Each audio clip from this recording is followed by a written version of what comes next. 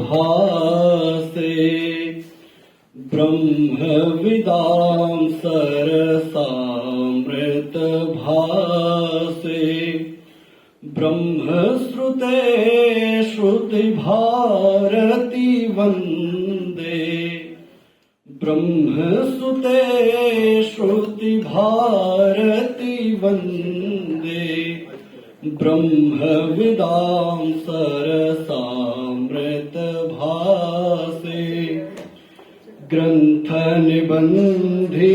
सन्मुनि वन्दे ग्रन्थनिबन्धिनि सन्मुनि वन्दे बोधदिनेश विभेनिरवस्ये बोधदिनेश विभेनिरवद्ये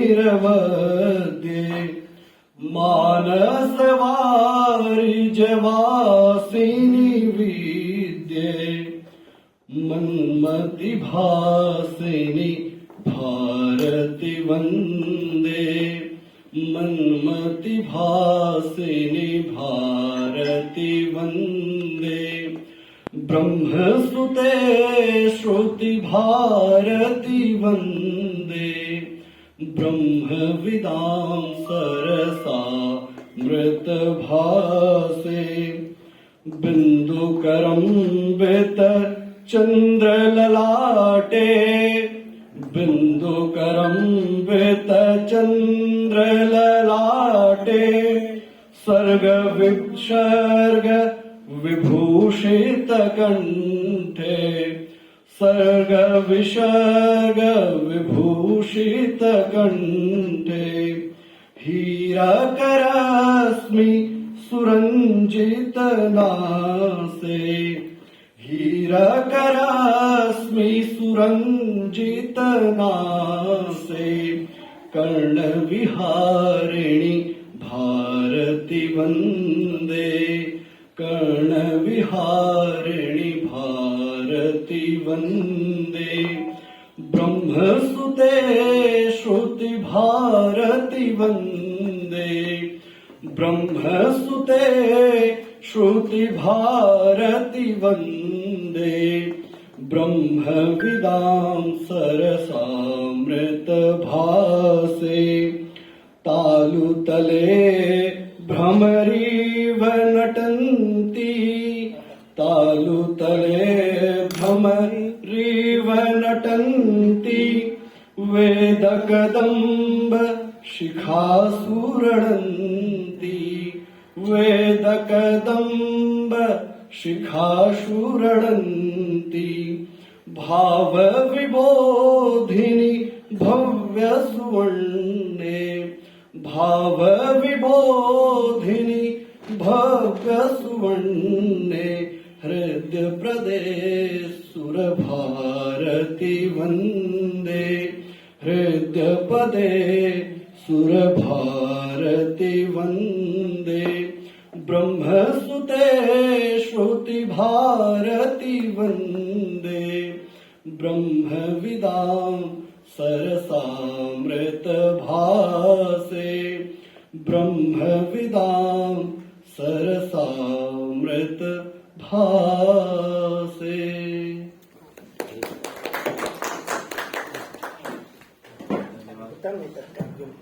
धन्यवाद। यहाँ पर उपस्थित सभी प्राध्यापकगण और छात्र छात्राओं से मैं निवेदन करता हूँ कि दिल्ली विश्वविद्यालय परंपरा अंगत कुल गीत गायन हेतु सभी लोग अपने स्थान पर खड़े हो जाएं।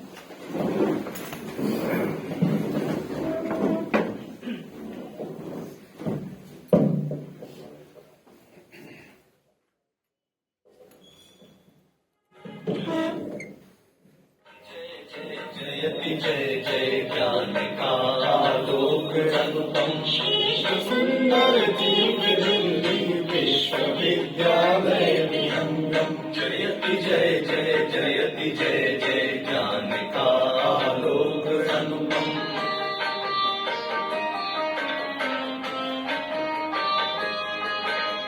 सकल वसुधा निज कुटुंब की भावना संस्कृति सनातन आधुनिक शिक्षा सनातन ज्ञान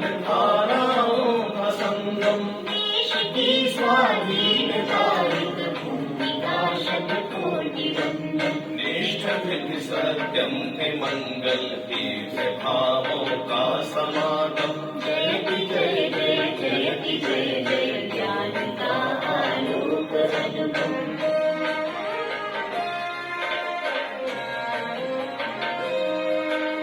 भव्य महाविद्यालयों के परिसरों से चिर सुशोभित श्रेष्ठ गुरुजन कर रहे छात्र और छात्राएं बीच सदचरित्राचार पावन साधना संकल्प संयम नवल वैश्विक चेतना नव क्रांति संस्कारों का उद्गम जयति जय जय जयति जय जय ज्ञान का आलोक अनुपम श्रेष्ठ सुंदर दिव्य विश्वविद्यालय जयति जय जय जयति जय जय ज्ञान का आलोक अनुपम ज्ञान का आलोक अनुपम ज्ञान का आलोक अनुपम ज्ञान का आलोक अनुपम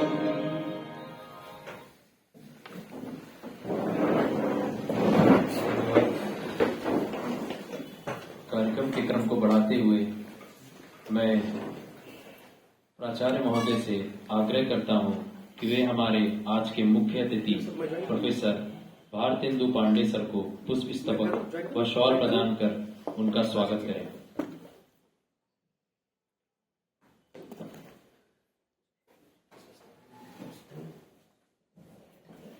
ऐसे पहला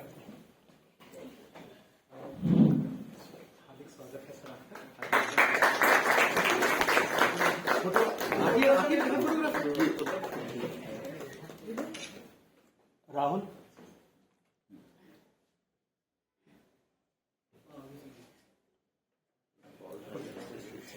नजदीक आ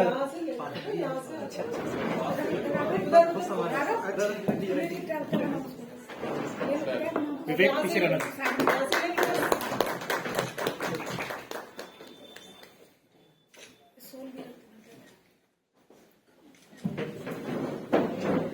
धन्यवाद सर।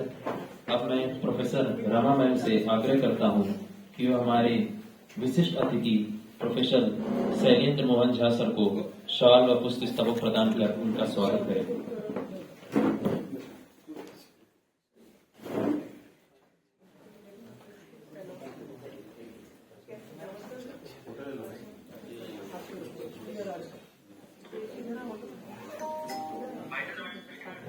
हाँ नमस्कार नमस्कार नमस्कार आप कीजिए आप कीजिए।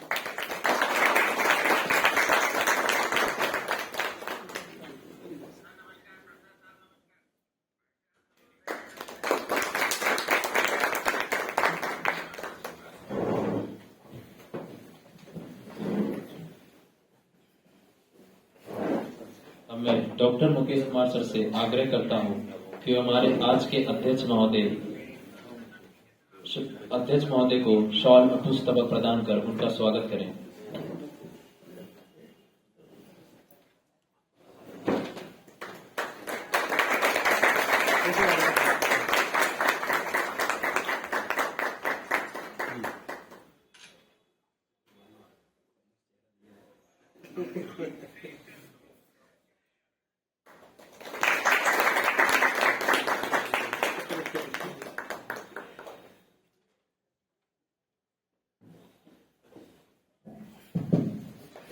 अब मैं डॉक्टर सर्विंदर कुमार सर से आग्रह करता हूं कि वो आज के कार्यक्रम के संयोजक एवं विभाग प्रभारी डॉक्टर मुकेश सर को पुष्प स्तबक व शॉल प्रदान कर उनका स्वागत करें।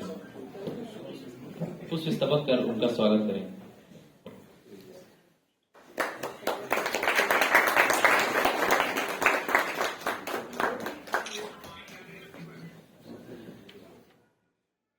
धन्यवाद सर।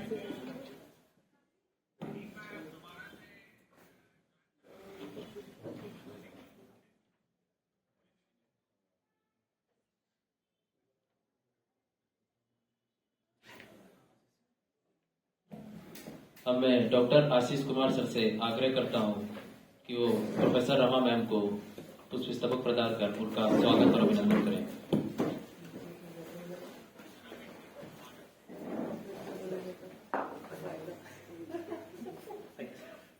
वापस बनेंगे।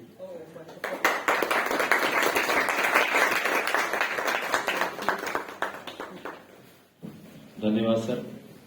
क्रम को आगे बढ़ाते हुए इस कार्यक्रम को सुगम शुरुआत के लिए मैं आग्रह करता हूं संस्कृत विभाग के विभागाध्यक्ष कर्तव्यनिष्ठ हमारे मार्गदर्शक श्रीमान डॉक्टर मुकेश सर से इस अद्वितीय आयोजन में उपस्थित मुख्य वक्ता व प्राध्यापक गण और उपस्थित सभी छात्र और छात्राओं का स्वागत और अभिनंदन करें।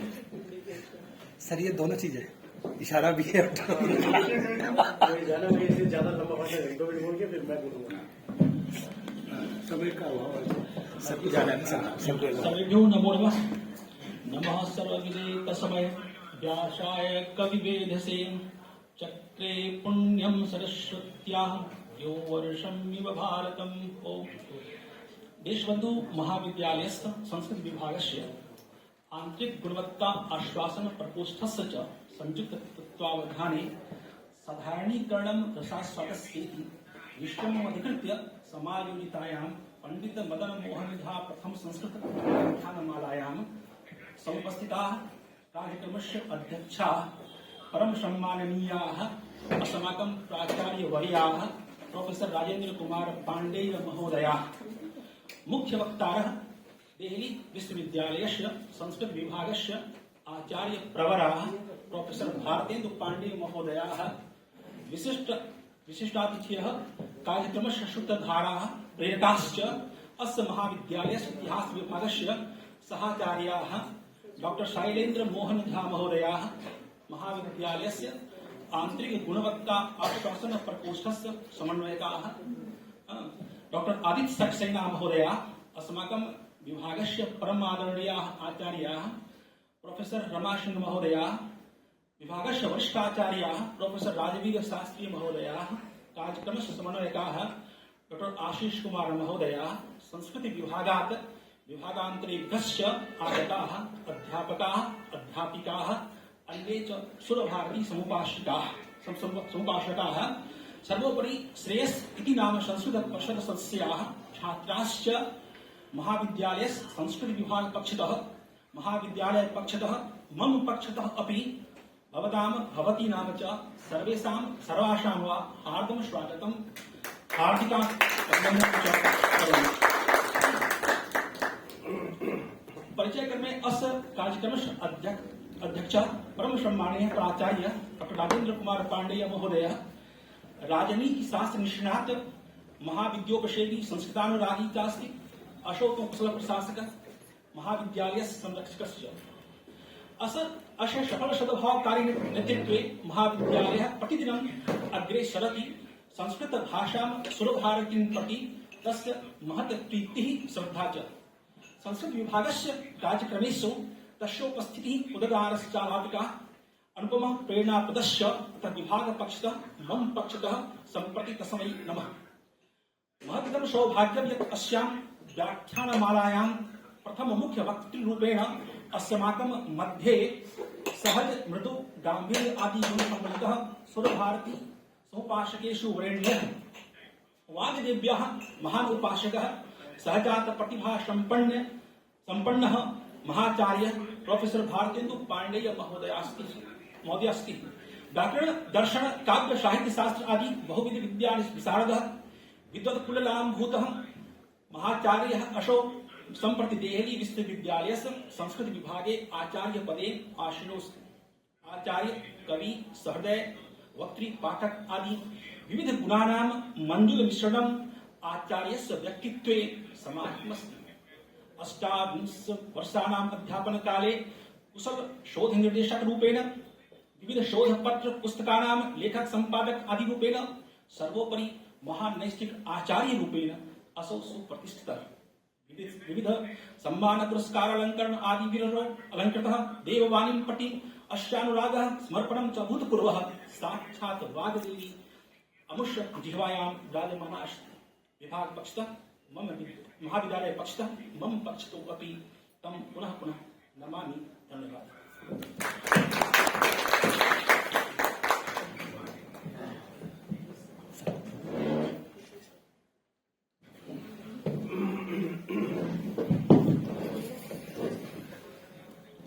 धन्यवाद सर।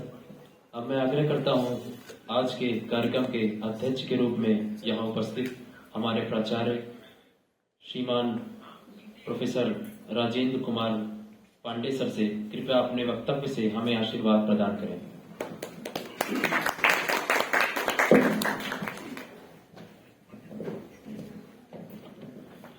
देशबंधु महाविद्यालय की गौरवशाली परंपरा में एक नया आयाम जोड़ते हुए ये पंडित मदन मोहन झा स्मृति व्याख्यान माला का जो आज प्रथम आयोजन है, इसके मुख्य वक्ता श्रीमान भक्तेंद्र पांडे जी, इस व्याख्यान माला के उद्भावक श्रीमान Sunil Mohan Jha ji, college vice principal श्रीमान सुनील कायस जी, अपने सभी वरिष्ठ अध्यापक साथी और प्रिय विद्यार्थियों, अपने मध्य में एक और साथी है सर, आप लगता है दीनदयाल उपाध्याय कॉलेज में है ना सर आप?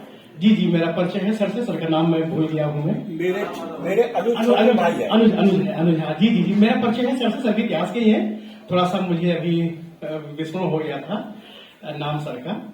और देवियों और सज्जनों, वास्तव में जैसे मैंने कहा था और मैं कहता रहता हूँ कि संस्कृत अपनी देव भाषा केवल इतना ही पर्याप्त नहीं इसे कहना, ये वास्तव में भारतीयों का जीवन दर्शन भी है।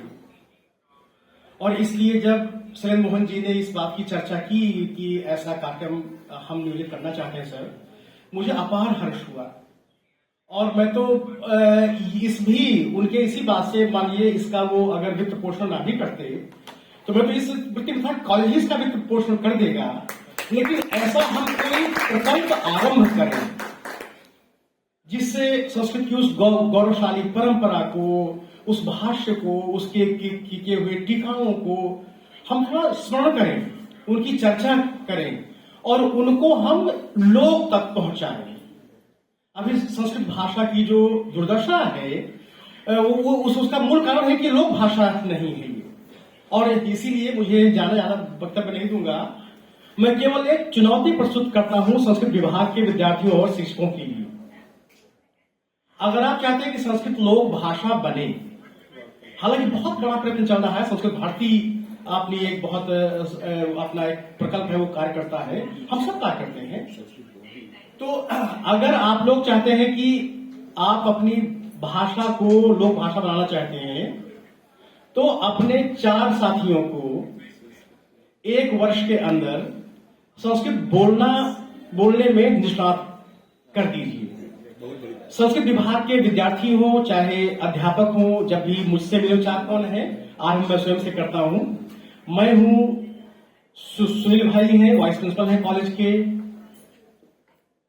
अपने आदित्य सक्सेना जी हैं, आप जानते हैं कि वो प्रोफेसर है वैसे फिजिक्स के, लेकिन वो भी संस्कृत अनुरागी हैं। वो तीसरे और चौथे अपने बंधुवर बजरंग बिहारी तिवारी जी। मुझे लगता है कि तिवारी जी को संस्कृत कुछ तो बहुत आती होगी और इसलिए हमने इनका पदानुक्रम चौथा रखा है कि पहला कहेंगे कि ये तो बहुत जल्दी सीख लेंगे। इसलिए आप आरंभ कीजिए मुझसे, जब भी आप मेरे कक्ष में आए, मुझसे आपकी भेंट हो, तो हमारा अभिवादन, हमारा वार्तालाप, हमारे विषयों का प्रतिपादन और समस्याओं का समाधान संस्कृत भाषा में ही करें। अभी मुझे बहुत अच्छा लगा मुकेश ने अपना जो आरंभिक वक्तव्य संस्कृत में दिया। ठीक है भाई, जो नहीं समझे वो उनकी समस्या है ना, ये कितनी समस्या है कि ये संस्कृत नहीं हो सकते हैं। और मैं, जैसे आप पता है कि सुनील भाई ज्वालॉजी के, जंतु विज्ञान के आप आचार्य हैं, तो इनका बहुत ज्यादा वास्ता रहा नहीं होगा, संस्कृत से नहीं रहा होगा। तो आदित्य जी तो फिजिक्स के हैं, तो इसलिए अब आप सबको उस संस्कृत को सिखाने का, उसको पढ़ाने का, बताने का, दोष सुधार का, अभ्यास का आपको पाठ्यक्रम तैयार करना है। और हम चारों को अपना छात्र मानकर, विद्यार्थी मान के आपको एक टाइमलाइन, समयबद्ध तरीके से 1 वर्ष के अंदर आप सिखा दीजिए, जिससे कि जब हम पंडित मदन मोहन झा स्मृति व्याख्यानमाला का 2य पुष्प अर्पित करें तो हम चारों अपने वक्तव्य संस्कृत में आप बताइए, सभी विभाग के विद्यार्थियों को और अध्यापकों को ये स्वीकार है क्या? भातेंदु जी अपने साक्षी हैं, आप इनको साक्षी मान के ये संकल्प लीजिए कि ऐसा आप कर देंगे। तो चाहे तो हम चारों के आप संयुक्त कक्षा ले सकते हैं, अलग सिखा सकते हैं, अब ये आपके ऊपर है।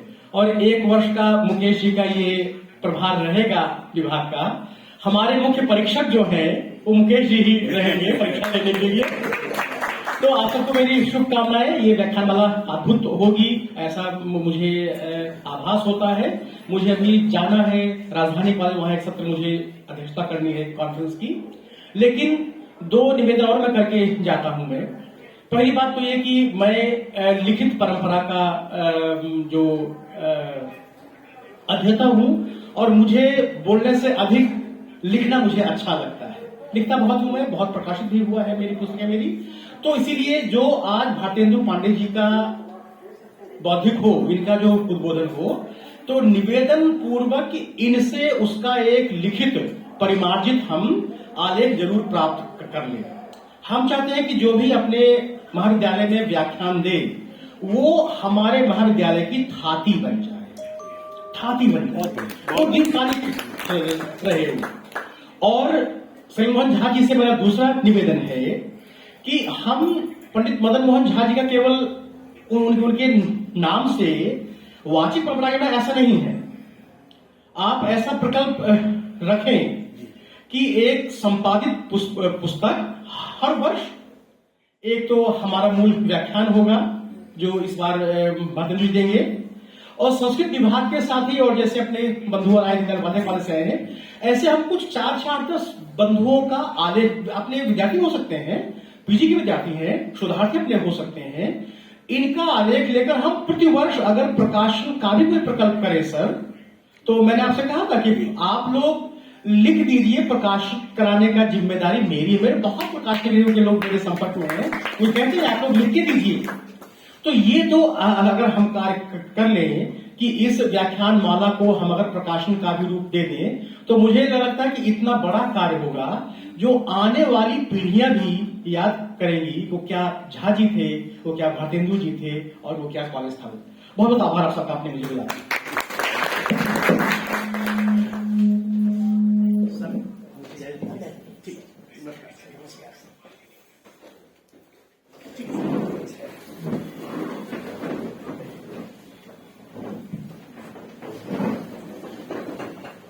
धन्यवाद सर।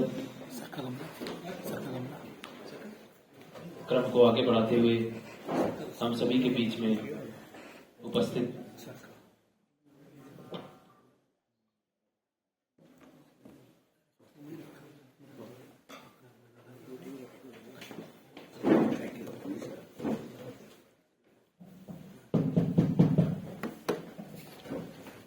धन्यवाद सर। कार्यक्रम के क्रम को आगे बढ़ाते हुए हम सभी के बीच में विशिष्ट अतिथि के रूप में उपस्थित इतिहास विभाग के आचार्य डॉक्टर SM झा सर से मैं आग्रह करता हूं कि वे मंच पर आकर आज के इस कार्यक्रम की पूर्व पीठिका, उद्देश्य एवं महान यशस्वी आचार्य स्वर्गीय पंडित मदन मोहन झा सर के व्यक्तित्व पर प्रकाश डालें और हमारा ज्ञानवर्धन करें।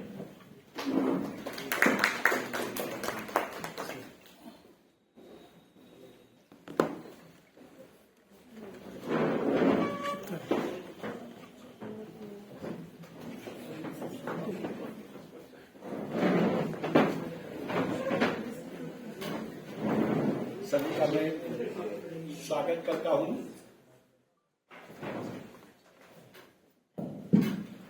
सभी का मैं स्वागत करता हूं।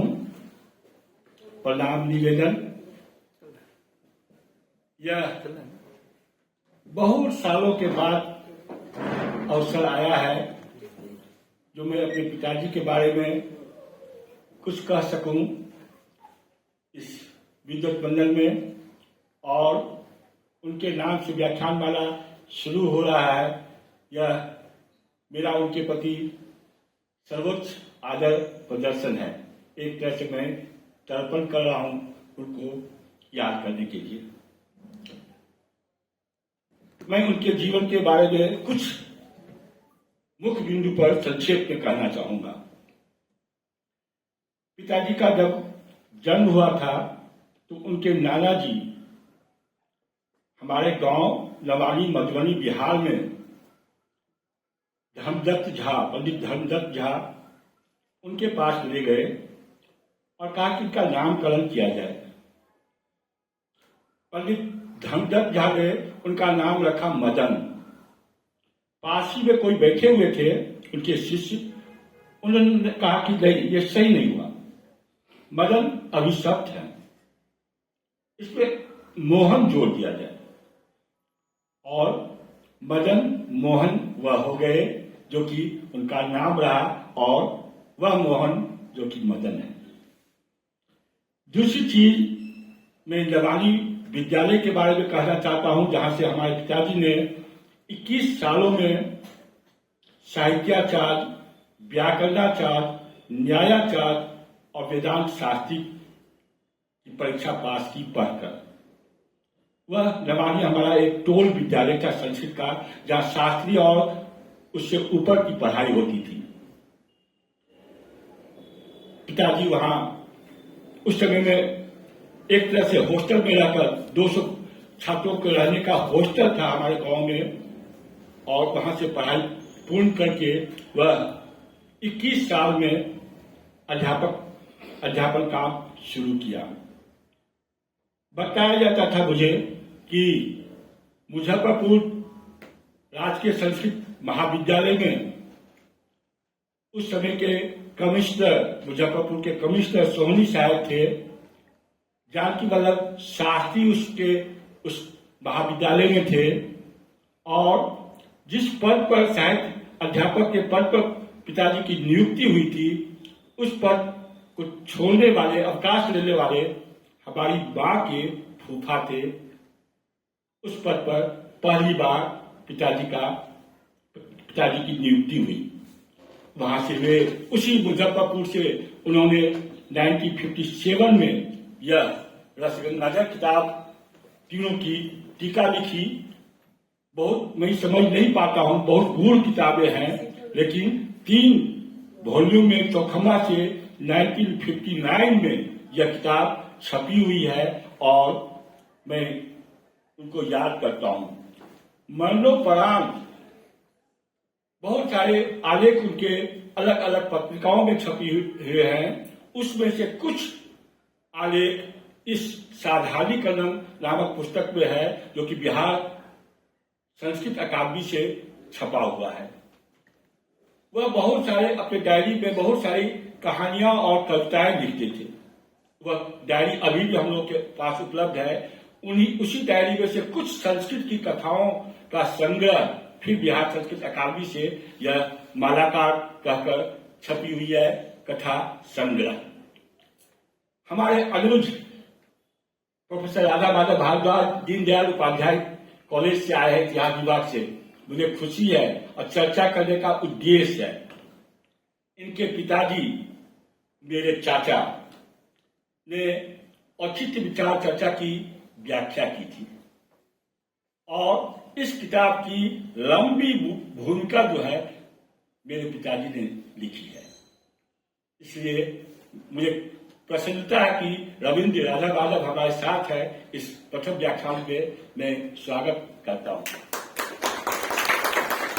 इसके अलावा मुझे जो एक और खास बातें कहनी है उनके बारे में, कि 1980 में वह अवकाश प्राप्त कर रहे हैं। उसके बाद केंद्र सरकार का एक शास्त्र चूड़ामणि कार्यक्रम था शोध का। उसमें एक किताब है काव्य डाकली। काव्य डाकली किताब पर उन्होंने फिर से शोध किया, व्याख्या की। वह अभी भी पांडुलिपि और प्रकाशित है। अंतिम वाक्य के रूप में मैं कह रहा हूं, 1990 ईस्वी में अवकाश प्राप्त करने के बाद 10 साल तक अपने गांव में रहते हुए अंतिम दिन में आरा कॉलेज में हमारे एक संबंधी हैं, वह पिताजी से बात करने के लिए, चर्चा करने के लिए आते हैं। सुबह में शास्त्र चर्चा हो रही है और 11 बजे खाना खाकर, मांस भात खाकर वह सोने गए और रजाई सर तक नहीं ले पाए। उस अवस्था में उनकी मृत्यु हो गई। इस मृत्यु की कामना मैं भी करता हूं, बिना किसी कष्ट का। अंतिम दिनों तक क्लास लेकर, अंतिम दिनों तक साथ चर्चा करते हुए मेरी मृत्यु हो, मैं कामना करता हूं। मैं उस पिताजी को सादर नम्र प्रणाम करता हूं और सभी आयोजकों से, सर से, वक्ता सर से आग्रह करता हूं कि यह प्रथम सत्र है, प्रथम आयोजन है, यह हमेशा चलता रहे, निर्बाध रूप से यह इस संस्था में, इस कॉलेज में चलता रहे। इसके पीछे मेरा एक और उद्देश्य था कि हम चाहते थे, यह कॉलेज बहुत बड़ा कॉलेज है, 220 से भी ज्यादा टीचर है, सभी अपने अपने विषय में एक्सपर्ट है। सभी टीचर अपना अपना लेक्चर, अपने विशेषज्ञता का लेक्चर यहाँ दें और एक दूसरे से उनको हम पहचाने, उनकी विशेषज्ञता से पहचाने। यह मेरी इच्छा अभी तक है। उसी क्रम में यह लेक्चर शुरू करवाऊं कि पिताजी आजीवन एक शिक्षक रहे। मैं बार बार कहता रहा हूं, मैं एक शिक्षक हूं, क्लासरूम में, परिवार में, समाज में। हमारे पिताजी भी उसी तरह से कहते रहे, वह गांव में रहकर भी शिक्षक काम करते रहे थे। तो वह काम मैं चाहता हूं, जो पिताजी ने कहा है कि हर एक शिक्षक हमारे कॉलेज की जो है वह अपने अपने विशेषज्ञता का यहाँ पर लेक्चर दें और यह एक अच्छा शैक्षिक माहौल बनाएगा, जिसकी शुरुआत आज हो रही है। धन्यवाद, बहुत बहुत धन्यवाद।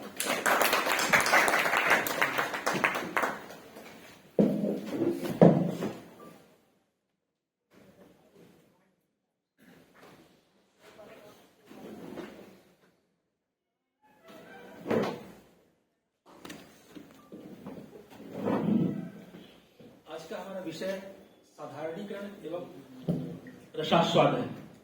ठीक, और इस साधारणीकरण और जो चिंतन आरंभ हुआ, कहाँ से आरंभ हुआ, हाँ, ये पहला विषय है।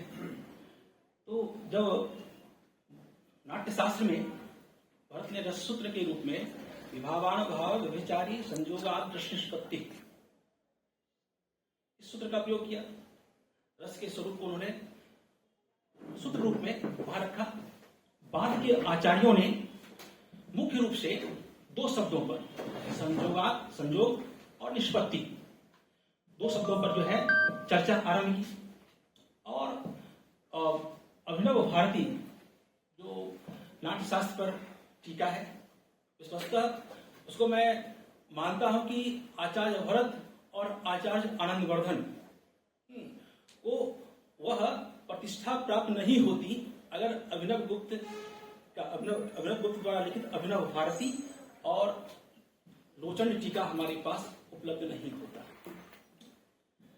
जब चर्चा आरंभ हुई तो रस सूत्र के अनेक व्याख्याकार सामने आए। विशेषतः अभिनव भारती में जो है नामतः उसका उल्लेख मिलता है और लोचन टीका में जो है केवल जो है संकेत मात्र, नामतः उनका उल्लेख, किसी आचार्य का उल्लेख तो नहीं हुआ है। क्योंकि बताया गया है कि भाई लगभग जो है 9 जो है व्याख्याएं जो है वहां हमें दिखाई पड़ती है। लेकिन जो अंततः जो है 4 जो व्याख्याएं हैं वह जो है चर्चा का विषय बना, जिसमें एक भट्ट लोडट थे, संकुक थे, भट्ट नायक थे और अभिनव गुप्त थे। भट्ट लोडट का जो उत्पत्तिवाद था, संकुक का अनुमितिवाद, भट्ट नायक का भुक्तिवाद और अभिनव गुप्त का अभिव्यक्तिवाद। तो फिर यह चर्चा आरंभ हुई कि रस निष्पत्ति के साथ साधारणीकरण का प्रसंग संबद्ध है, जुड़ा हुआ है।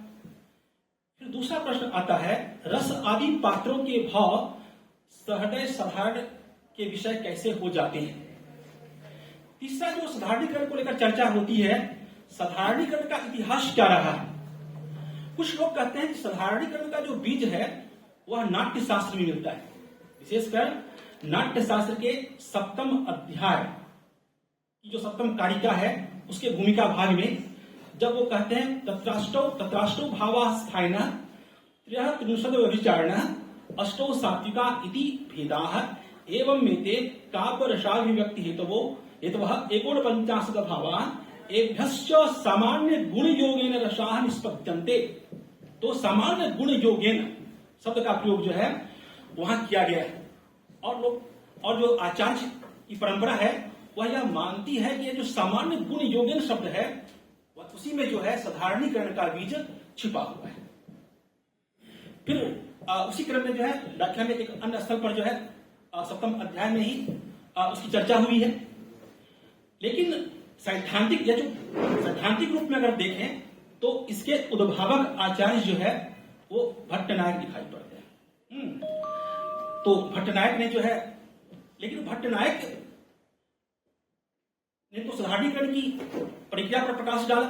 उन्होंने आरंभ में ही कहा था कि ये क्या है, कहा कि जैसे मैं मम्मट को कोट कर रहा हूं, जैसे आचार्य भरत को भी मैं कोट कर दूंगा।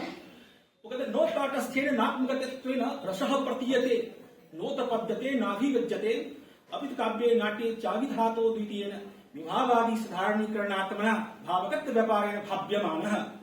तो विभाव आदि साधारणीकरणात्मना भावगत व्यापारेण भाव्यमानः, भाव्यमान है वो साधारणीकृत रूप है। साधारणीकरण भाव्यमान से साधारणीकरण का बोध होता है। और उन्होंने स्पष्टता कहा भी साधारणीकरणात्मना।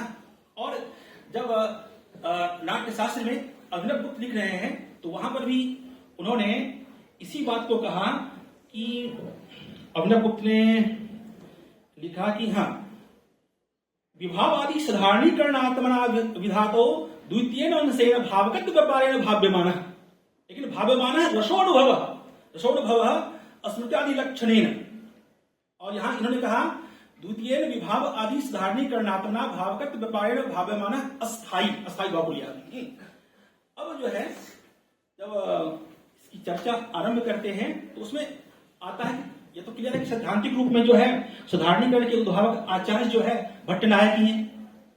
लेकिन पंडित जी ने अपने ग्रंथ में जो है यह उल्लेख किया है कि जो है अभी भी यह ज्ञात नहीं है कि इसके आद्य उद्भावक कौन है। ठीक ना, तो इतना तो अब क्लियर हो गया है कि अगर बीज रूप माना जाए नाट्यशास्त्र को तो उद्भावक से सैद्धांतिक रूप में इसके उद्भावक आचार्य भट्टनायक ही है। ठीक है। अब मम्मट की व्याख्या में साधारणीकरणात्मना किस बात को द्योतित करता है? क्या साधारणीकरण जो है भावगत व्यापार का प्राण है, आत्मा है, अथवा भावगत व्यापार ही है? अगर उन्होंने साधारणीकरणात्मना कहा तब तो उनको कहना चाहिए था साधारणीकरण रूपेण कहना चाहिए। एक प्रश्न, यह चर्चा जो है यह आमतौर पर देखा जाता है कि यह जो है कि यह प्रयोग उन्होंने क्यों किया। दूसरा है साधारणीकरण किसका होता है? विभावादि का होता है, अस्थायी भाव का होता है, या विभाव आदि एवं अस्थायी भाव सभी का होता है? और क्या साधारणीकरण रसास्वाद की पूर्व प्रक्रिया है? साधारणीकरण के कौन से ऐसे बिंदु हैं जिनके भाव तादात्म्य से साधारणीकरण पूर्ण होता है? भट्टनायक और अभिनव गुप्त के साधारणीकरण में वैशिष्ट्य क्या है जो भट्टनायक को मान्यता नहीं मिली? भाई उनके रस थ्योरी को जो है रस सिद्धांत को स्वीकार नहीं, आलोचकों ने नकार दिया और स्वीकार कर दिया, और अभिनव गुप्त को स्वीकार कर लिया, जबकि सभी लोग मानते हैं कि साधारणीकरण के उद्भावक आचार्य वही है। ऐसा क्या वैशिष्ट था जिसके कारण जो है अभिनव गुप्त की जो मान्यता थी वो स्थापित हुई और भट्टनायक को अस्वीकार कर दिया गया? फिर कहता है कि क्या विभाव आदि, हाँ, कला के क्षेत्र में भाव का साधारणीकरण क्या व्यक्तिक क्रिया है अथवा जो है क्या वह सामूहिक क्रिया है? क्या विभाव आदि का साधारणीकरण अस्थायी भाव के साधारणीकरण का कारण है? फिर आता है आचार्य विश्वनाथ ने साधारणीकरण को कुछ भिन्न दृष्टि से देखा। आचार्य विश्वनाथ की दृष्टि में साधारणीकरण के प्रभाव से प्रमाता के आश्रय के साथ तादात्म्य संबंध किस रूप में घटित होता है? तो तादात्म्य संबंध पर उन्होंने विशेष बल दिया था। पंडित राज की दार्शनिक दृष्टि ऐसा प्रतीत होता है कि साधारणीकरण को स्वीकार नहीं करती है, फिर भी क्या व्यवहारिक धरातल पर वह अंततः साधारणीकरण को ही पुष्ट करती है क्या? अभिनवगुप्त, आचार्य विश्वनाथ एवं पंडित राज्य के साधारणीकरण के चिंतन में कैसी एक रूपता है, ये सब आम जो है जब चिंतन करते हैं तो ये सब बातें सामने आती हैं। फिर साधारणीकरण की प्रक्रिया में रस के समस्त अवयवों का क्रम किस रूप में दिखाई पड़ता है? साथ साथ दिखाई पड़ता है, पृथक पृथक रूप में दिखाई पड़ता है, अथवा वहां भी असंलक्ष्य क्रम का जो है की दृष्टि दिखाई पड़ती है। और साधारणीकरण एवं रसास्वाद का अंतः संबंध कैसे निरूपित किया जा सकता है? क्या रस आस्वाद है या आस्वाद्य है? रस व ध्वनि वाली आचार्यों का रसास्वाद, धनंजय का स्वाद, महिम भट्ट का सुखास्वाद में समानताएं और भिन्नताएं, इस तरह बहुत तेरे प्रश्न जो है जब पाठक जो है इसका चिंतन करते हैं, इस पर चिंतन करते हैं, तो ये सब आम शंका के विषय के रूप में देखा जाता है, लेकिन इसका निवारण भी जो है लगभग मिल ही जाता है। और इसलिए जो है आज का व्याख्यान जो है इसलिए भी महत्वपूर्ण हो जाता है कि यहाँ साधारणीकरण का जो इंटरलिंक जो है रसास्वाद के साथ कैसा है, और ये सब जो कुछ प्रश्न है उनके सामान्य निराकरण आपको हम लोगों को, पाठकों को, सहयोगियों को, सामाजिकों को, सबको, प्रेक्षकों को, सबको हो जाएगा। तो इस व्याख्यान पर आचार्य के व्याख्यान जो है हम सभी पाठकों के लिए काफी लाभदायक होंगे और यहाँ पर अनेक त्रुटियां जो है वो सुलझाने का प्रयास किया जाएगा। मैं आज के मुख्य वक्ता को अपने व्याख्यान के लिए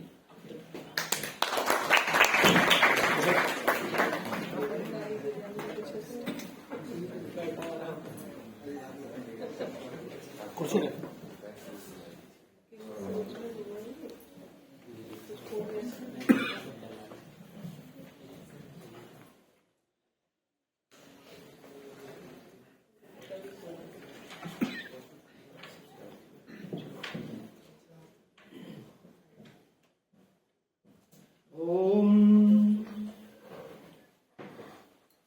चतुर्मुखामुखाम्भोज वनहंस वधूर्मम मानसे रमतां नित्यं सर्वशुक्ला सरस्वती। अत्र यद्यपि वपुषा ते न सन्ति किन्तु वचोभिः अत्र विराजमानाः संस्थायाः प्राचार्यवर्याः पुनश्च अद्यतन कार्यक्रमस्य विशिष्टातिथिभूताः अस्यैव महाविद्यालयस्य इतिहासविभागस्य स्वनामधन्याः आचार्याः सत्येन्द्र मोहन झा महोदयाः, शैलेन्द्र मोहन झा महाभागाः अस्य प्रकल्पस्य ये प्रायशः प्रवर्तकाः वर्तन्ते संस्कृत विभागपक्षतः, विभागस्य प्रभारिणः, संस्कृतकाव्यशास्त्रस्य सुपरिचिता गवेषकाः, अस्माकं प्रेष्ठाः आचार्याः मुकेश मिश्र महोदयाः, गुणवत्ता आश्वासन प्रकोष्ठस्य येपि आचार्यवर्याः अत्र पदभाजः वर्तन्ते, तेपि मया प्रणम्यन्ते। संस्कृत विभागस्य अपरेपि ये समेपि आचार्याः वर्तन्ते, सविशेषं हिंदी विभागस्य संभवतः तिवारी महाभागाः वर्तन्ते, सन्ति किम्? अच्छा है क्या बदल भी है? अच्छा चले गए, अच्छा साधु, तेपि मया प्रणम्यन्ते। आपके वो नहीं विवेक माइक क्यों पकड़ के खड़े हो? अरे ना एतादृशी आवश्यकता मह्यं ददातु। कंठस्वरेण ज्ञातवान् यत् असौ बालकः त्वयि तिष्ठति, अधुना आयाति मम कंठस्वरः? अन्यथा अस्य आवश्यकता अपि न वर्तते, मम कंठस्वरः उच्चैः भवति सर्वदा, न वा? एवमपि श्रूयते न? तर्हि ये दीनदयाल उपाध्याय महाविद्यालयस्य आचार्याः वर्तन्ते, राधा माधव झा महोदयाः, एतेपि मया सादरम् अभिनन्द्यन्ते। अन्ये विभागेभ्यः ये आचार्याः तस्मात् तेषामपि मुहुर्मुहुः स्वागत वचांसि मया व्याह्रियन्ते। विद्यार्थिनः अस्य महाविद्यालयस्य संस्कृतविभागस्य येऽपि सन्ति तेषां कृते मम शुभाशिषः एतादृशः वर्तन्ते यत् शब्दानां तत्र सीमा वर्तते किन्तु शुभाशिषां सीमा न वर्तते। तर्हि शुभाशीर्भिः सभाजयितुम् इच्छामि अहं तान् सर्वान् अपि विद्यार्थिनः। एषा स्थितिः वर्तते। सर्वतः आदौ अधुना विषयः यः प्रदत्तः वर्तते साधारणीकरणं रसास्वादश्च इति अयं विषयः वर्तते। विषयस्य काचन पूर्वपीठिका अपि सद्य एव उपस्थापिता, किन्तु ततः प्राक् एषः साधारणीकरणं रसास्वादश्च यो अयं विषयः वर्तते। अत्र साधारण इति शब्दः श्रूयते, परन्तु विषयोऽयं साधारणः न भवति। यथा सद्य एव निर्मितया पूर्वपीठिकया अपि ज्ञायमानम् अस्ति न वा? परन्तु सर्वतः ये अत्र वर्तन्ते येषां पुण्यस्मृतौ एषा व्याख्यानमाला अद्य प्रारभ्यमाणा वर्तते, तेषां सर्वे एवं कथयन्ति अहं सुपुत्रः अस्मि। सु एवमेव तत्र उपसर्गः योज्यते, परन्तु यः वस्तुतः केवलं शब्दतः न, यः अर्थतः अपि सुपुत्रः अस्ति, एतादृशाः आचार्यवर्याः शैलेन्द्रमोहन महोदयाः। एते विषयाः साधारणीकरणम् इत्यादि कीदृशः अपि भवेत्, परन्तु एते असाधारणाः पुत्रा वर्तन्ते। अच्छा। ये शैलेंद्र मोहन जी, मैं कह रहा था विषय में तो साधारण शब्द आ रहा है, परंतु अभी हिंदी के लिए आदेश हुआ है तो मैं इसलिए हिंदी में निवेदन कर रहा हूँ। मध्ये मध्ये भविष्यति संस्कृतेनापि। तर्हि तो शैलेंद्र मोहन जी जो है हमारे, ये वास्तव में असाधारण पुत्र हैं। दूसरी बात मैं कहता था कि कुछ लोक परंपराएं होती हैं कि कोई दिवंगत हो जाता है तो उसके लिए कह देते हैं स्वर्गीय। अब वो अपने कर्मवशात किस लोक में गए हैं क्या पता, परंतु ये ऐसा एक लोक की शिष्ट परंपरा होती है, हम कहते ही हैं उसको कि स्वर्गीय, स्वर्गस्थ, दिवंगत। अब दिवंगत है या किसी और लोक को गत हुए हैं पता नहीं। इसी प्रकार की एक लोक परंपरा है कि हम पुत्र को क्या कह देते हैं, सुपुत्र। तो ये एक परंपरा से प्रयोग है। यहाँ अर्थ है कि नहीं है, जो अपने पिता के प्रति न उनके जीवित रहते आदरवान है, न उनके दिवंगत होने के अनंतर आदरवान है, वो भी अपने को क्या कहता है, सुपुत्र कहता है, और समाज भी कहता है। परंतु शैलेंद्र मोहन झा जी ये केवल शब्दतः नहीं, अर्थतः भी सुपुत्र है। ऐसे सुपुत्र का मैं अभिनंदन करता हूं। कई बार स्थितियां क्या होती हैं, लोग अपने जो माता पिता हैं उनके जीवन काल में उनकी सपरिया, उनकी सेवा नहीं करते, उनको भरपेट भोजन तक नहीं देते, और बाद में उनकी दिवंगति के बाद लोक में अपने सम्मान की रक्षा के लिए, सम्मान की वृद्धि के लिए बहुत बड़ा आडंबर करते हैं। तो मैं ये कहना चाहता हूं, और श्राद्ध कर्म के नाम से होता है बहुत कुछ, मैं ये कहना चाहता हूं वो भी श्राद्ध है, परंतु ऐसा श्राद्ध जो शैलेंद्र मोहन जी आज यहाँ आयोजित कर रहे हैं, यह श्राद्ध तो असाधारण है। और ऐसे असाधारण विद्वान पर चर्चा करने के लिए ये जो अवसर आपने मुझे दिया, ये मेरे लिए असाधारण अवसर। मैं अपने आप को अत्यंत सौभाग्यशाली मानता हूँ। कल ही अमावस्या तिथि थी, अमावस्या तिथि को श्राद्ध किया जाता है, तो आज यह जो सुपुत्र है ये उनके रक्त संबंध से पुत्र है, परंतु विद्वान जो है, विद्वान वो सकल लोक का होता है, सकल समाज का होता है। इसलिए हम सब भी उनके विद्या वंश के, हम भी उनकी संततियां ही हैं। तो इस कारण से उस श्राद्ध का कुछ भार हमारे ऊपर भी है।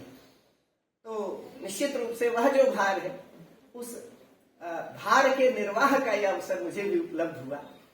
और आचार्य वर्ग का आचार्य पंडित मदन मोहन झा जी का जो श्राद्ध कर्तृत्व है, एक कर्तृत्व तो शैलेंद्र मोहन जी के रूप में हमारे सम्मुख है, दूसरा ये जो शाब्द कर्तृत्व है।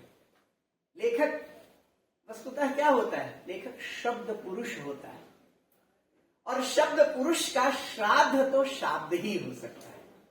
तो इस कारण से ये शाब्द श्राद्ध, ये शाब्द तर्पण, उसको करने के लिए हम अपना यत्किंचित अर्पण करने को प्रस्तुत है। तो ये जो उनकी श्रद्धा में समायोजित सभा है, इसमें हम सभी उस श्राद्ध समर्पण में समर्थ हो सके, ऐसी परमपिता परमेश्वर से, भगवती सरस्वती से मैं प्रार्थना करता हूँ। और ये दिल्ली विश्वविद्यालय का संख्या बल से सबसे विशाल विभाग है संस्कृत विभाग, इसके लिए आप सबका अभिनंदन। और संख्या आपकी 9 है आचार्यों का, और ये जो 9 है, ये 9 शब्द में श्लेष भी, 9 संख्यावाचक भी। और हम तो साहित्य के अकिंचित कर छात्र हैं, तो साहित्य में तो वही समादृत होता है जो नव नवायमान होता है। तो आपकी ये 9 संख्या भी मुझे बहुत बड़ी प्रिय है। तो मैं आपको इसके लिए बहुत आप सबका अभिनंदन करता हूँ। जो ये पुत्र के एक वाक्य और बोलकर तुरंत विषय पर आता हूँ। मुझे शैलेंद्र मोहन जी इतना आकृष्ट कर रहे हैं कि मैं उस लोभ का संवरण नहीं कर पा रहा, इसलिए पुनः पुनः उसी विषय पर लौट आ रहा हूँ। संस्कृत भाषा में ये पुत्र, तनुज, तनय, इस प्रकार के तो शब्द हैं ही, और सबके प्रवृत्ति निमित्त अलग अलग हैं। आप सब संस्कृत के मनीषी लोग बैठे हुए हैं, भाषा के विद्वज्जन बैठे हैं, तो आप सबको अवगत ही। परंतु एक शब्द संस्कृत में भी मेरे मुंह से निकला भी इसी प्रसंग में, तभी मुझे ध्यान आया, संतति। ये विद्या का समादर क्यों कर आया इनमें? संतति। संतति का अर्थ क्या हो गया? विस्तार, एक्सटेंशन, संतान। तो ये शैलेंद्र मोहन जी, उन्हीं पंडित मदन मोहन जी का क्या है? एक्सटेंशन है ना। और ये बात महाभारत से वेद व्यास के वचन से पुष्ट होती है। वो 2 एंटिटी अलग अलग हैं अथवा नहीं, तो वहां एक बात कही गई, पुत्र आत्मा मनुष्यस्य। ये देखिए, तो इनमें हम और आप पंडित मदन मोहन झा के व्यक्तित्व का भी दर्शन कर सकते हैं। तो अब मैं जो मुझे विषय दिया गया है उस पर आता हूँ। बहुत सुंदर एक प्रवर्तक वक्तव्य मुकेश जी ने यहाँ रखा। इसमें कोई संदेह नहीं कि बीज रूप में, जब आपने चर्चा प्रारंभ की, बीज रूप में जो आचार्य भरत की आपने पंक्ति उद्धृत की, एभ्यश्च सामान्य गुण योगेन रसाः निष्पद्यन्ते, और इस पंक्ति को यथावत धनिक ने अपने अवलोक में भी स्थापित किया है, यथावत। तो निश्चित रूप से यह सामान्य गुण योगेन की यदि कोई समीचीन व्याख्या होगी तो संभवतः वो हमें साधारणीकरण तक ले जाती है। तो यदि सामान्य गुण योगेन से हम साधारणीकरण तक नहीं पहुंचते हैं, और इसका हम प्रायः श्रेय आचार्य भरत को नहीं दे पाते हैं, तो फिर हमें जिस रूप में रस सिद्धांत आज हमारे सम्मुख है, उस रूप में फिर हम उनके रस सूत्र को भी, उनके रस चिंतन को भी हम इस रस प्रवर्तक आचार्य के रूप में भरत मुनि को नहीं मान पाएंगे। तो इसलिए इसमें मुझे तो कोई संदेह नहीं दिखाई देता कि जो उपलब्ध ग्रंथ परंपरा है उसमें एभ्यश्च सामान्य गुण योगेन रसा निष्पद्यन्ते, ये प्रवर्तक वाक्य है साधारणीकरण का, इसमें कोई संदेह नहीं। और बहुत संभव है कि आचार्य जो नायक हैं, भट्ट नायक हैं, उनके हृदय दर्पण को दृष्टि संभवतः इस वाक्य से मिली। स्वायत्त चिंतन, स्वतंत्र चिंतन भी होता है, परंतु कहीं बीज वपन किसी आचार्य की वाणी में होता है तो वहां से चीजों का प्रादुर्भाव होता है, वहां से चीजों का एक विमोचन होता है, एक उद्धरण होता है और सिद्धांत आकार ग्रहण करते चले जाते हैं। आपने बहुत अनेक प्रश्न उपस्थापित किए, अनेक प्रश्नों की समाहितियां हमारी अपनी विद्वत परंपरा में विद्यमान। तो मैं अभी जो बात करने वाला हूं कि आचार्य भरत के इस वाक्य के अनंतर निश्चित रूप से साधारणीकरण की अवधारणा और अपने बहुत विकसित रूप में मैं कह सकता हूं, अपने बहुत स्वीकार्य रूप में हमें आचार्य भट्ट नायक के यहाँ दिखाई देती है। इसमें कोई संदेह नहीं है। मैं यहाँ यंत्र में मेरे पास कुछ संदर्भ है, देखिए उसका कितना, क्योंकि उसमें फिर समय लगता है, तथापि मैं उसका सदुपयोग करना चाहूंगा। तो उसमें थोड़ा सा समय लगता है ना। तो यद्यपि मैंने अपनी वो सज्जित की हुई है उसी जगह, उन्हीं पंक्तियों पर, बहुत व्यवस्थित नोट्स के साथ नहीं है, परंतु संदर्भ समझ सारे यहाँ। तो वहां से मैं प्रारंभ करना चाहूंगा कि भट्टनायक की जो दृष्टि थी साधारणीकरण के विषय में, और साधारणीकरण की आवश्यकता पड़ी क्यों। पुनश्च फिर अभिनवगुप्त हमें किस रूप में दिखाई देते हैं साधारणीकरण के साथ। मेरी आवाज आ रही है ना? जी जी। मुझे लगा कि मैं बंदूक तो नहीं पड़ गया। जी। तो साधारणीकरण के साथ वो किस रूप में प्रस्तुत होते हैं उसे हम देखेंगे। और आगे के जो आचार्य हैं वहाँ आचार्य में कुछ परिवर्तन के साथ फिर भी साधारणीकरण के बिना काम चलता नहीं है, ये पक्की बात है। और जो इस परंपरा के आचार्य नहीं है, भट्टनायक के बाद जो अभिनव गुप्त से धारा प्रारंभ हुई, जैसा अभी मुकेश जी बोल रहे थे कि ध्वन्यालोक न होता, नाट्यशास्त्र न होता यदि आचार्य अभिनव गुप्त न होते। तो निश्चित रूप से व्यंजनावाद से जो इतर आचार्य हैं वहां भी हम देखते हैं कि इन भिन्न शब्दों में साधारणीकरण तक उनको आना पड़ा है। अन्यथा ये जो रसास्वाद है, जो आज के विषय का अंग भी है, घटक पद है, तो रसास्वाद तक नहीं पहुंचा जा सकता, ये विशेष बात है। तो थोड़ा सा, क्योंकि यहाँ छात्र भी बैठे हैं, छात्रों की संख्या है पर्याप्त जी, तो छात्र भी बैठे हैं। कुछ सरल बातों में बहुत शास्त्रीय तकनीकी से इतर जा करके भी मैं छोटी सी बात करना चाहूंगा कि सामान्यतः साधारणीकरण की आवश्यकता कैसे अनुभव होती है, और साधारणीकरण के बिना जब रस सूत्र के व्याख्यान का क्रम आचार्यों में प्रारंभ होता है तो साधारणीकरण तक आचार्यों को क्यों पहुंच जाना पड़ा, इस बात पर आते हैं थोड़ा सा। देखिए, अब यद्यपि ग्रंथ तो हृदय दर्पण मिलता नहीं, उसकी कतिपय कारिकाएं मिलती हैं, उस सबके अकेले स्रोत हमारे पास अभिनव गुप्त ही है। तो अभिनव गुप्त से इधर कोई और स्रोत उपलब्ध नहीं, और अभिनव गुप्त घोषित रूप से एक पूर्व पक्ष के रूप में उनको वहां उद्धृत करते हैं। तो अब खैर अभिनव गुप्त की जो प्रज्ञा है, अभिनव गुप्त की जो मेधा है, अभिनव गुप्त का जो मैं उन्हीं का शब्द ले लूं तो जो विमल प्रतिभाशाली हृदयता है उनकी, उस पर, उसके विमल शब्द पर मेरा ध्यान है, उसकी विमलता पर संदेह करने की कोई आवश्यकता नहीं लगती। तो अभी हमारे पास जो भी उनका अभिलेख है वो केवल अभिनव गुप्त के शब्दों से ही है, और कारिकाएं भी अभिनव गुप्त के द्वारा उद्धृत की गई हैं। तो हम लोग उसको देखते हैं। देखिए, एक विशेष बात है, जब भी कोई भी आस्वाद का प्रसंग है ना, भट्टनायक तो भोग की बात करते हैं, तो किसी भी वस्तु के भोग की बात है, किसी भी वस्तु के आस्वादन की बात है। तो अब देखिए स्थिति क्या होती है कि जैसे आपके सामने कोई पात्र है, उस पात्र में गुलाब जामुन रखा है, और उस गुलाब जामुन को, है ना, कोई व्यक्ति उस गुलाब जामुन को वो मुंह में रख ले रहा है। ठीक है, तो किसको स्वाद आ रहा है? क्या उस व्यक्ति को आ रहा है, या आप सब जो उस सबको देख रहे हैं उसको भी आ रहा है? क्या आपको भी भोग हुआ? क्या आपको भी आस्वादन हुआ?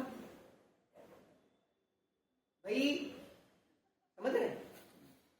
जैसे किसी ने कोई वाहन खरीद लिया, वो वाहन बहुत अच्छा चमक रहा, हम भी सब देख रहे हैं, लेकिन उस वाहन का सुख हमको मिल रहा है? नहीं मिल रहा है। हम अंगुली भी रखते हैं तो वो जो उसका ओनर है कहता है अच्छा मैंने पैसे खर्च किए हैं क्या? ये इस प्रकार की स्थितियां हैं। स्थिति क्या है?